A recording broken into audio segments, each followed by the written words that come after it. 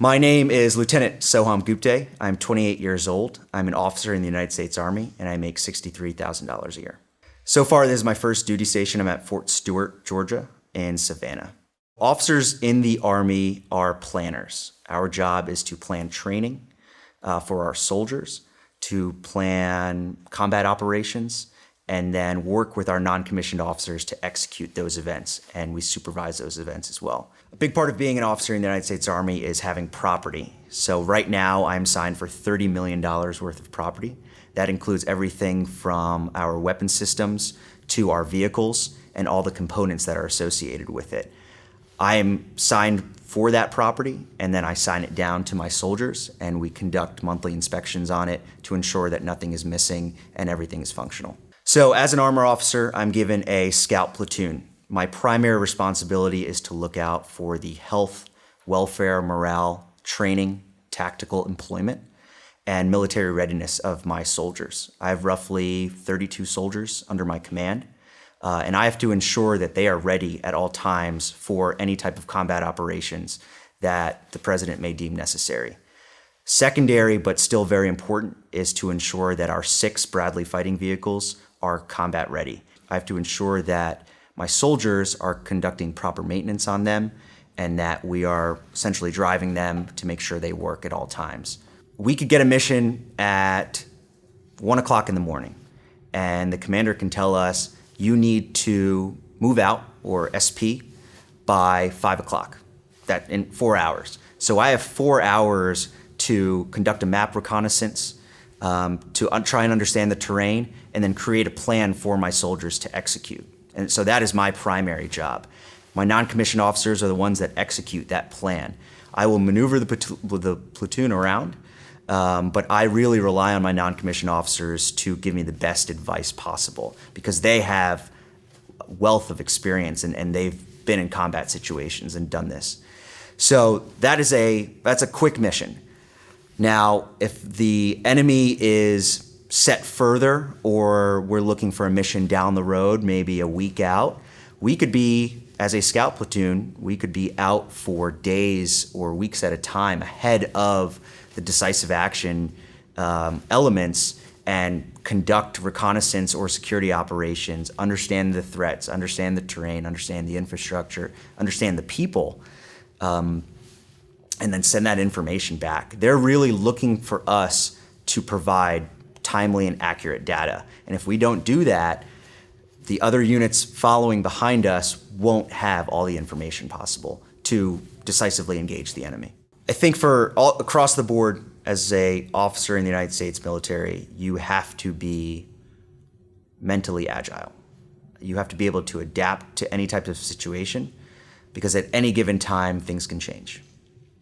First and foremost, you have to be trained on your individual tasks and the tactical employment of your soldiers. Your soldiers are looking to you to be an expert on that, to maneuver them properly, to lead them well. You have to have confidence, of course. You have to have the ability to stand in front of a group and present a plan clearly. You have to be able to write very well and present a plan succinctly as possible. The last element I would say is emotional intelligence. You have to know what triggers your soldiers and what motivates them. You have to be detail-oriented in this job, to do it successfully, of course, because there are a lot of things that come at you from every direction. Organization and being responsible, being level-headed. Because we are signed for a lot of property, $30 million of property, you have to know what accounts for that, what's in that. You have to know like your own personal items at home. And ultimately, again, you're responsible for it. You have to be organized in terms of training. You have to know what the soldiers need to be trained on, what tasks are coming down to you, and what needs to be executed first and what needs to be executed last. So you have to create a priority list, essentially. And that goes with organization. I love being around my soldiers. I love seeing them develop, seeing them grow, seeing them turn into professionals from when we first got them after basic training. I love leading them, and I love ensuring that their lives are whole.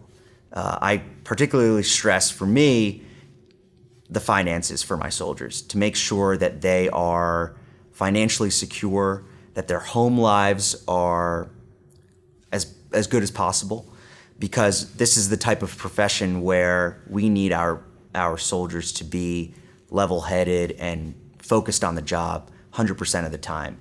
And there's very little room for them to worry about anything else. The most frustrating part is the paperwork, but that's what officers do. We are planners, so we have to be very good at the paperwork portion of our job. What I don't like about it is that it takes away from the time I get to spend with my men, the time I get to train with them, the time I get to develop them, or simply just talk to them. But that is, I understand it's a very important aspect of my job, and it's needed, because at the end of the day, if I'm not completely squared away on that part of my job, everything else kind of goes to the wayside. It does not work. Across the armed forces, the salary is located on the internet. You can find out what you're going to make throughout your career. So a salary is typically, for an officer, it's broken down in three parts. You get your base pay, which is taxed. Then you get your basic housing allowance, which is not taxed, and that's based on your rank and your location, and dependents, if you have dependents. So as a single soldier, I make less than someone of my rank with a wife and children.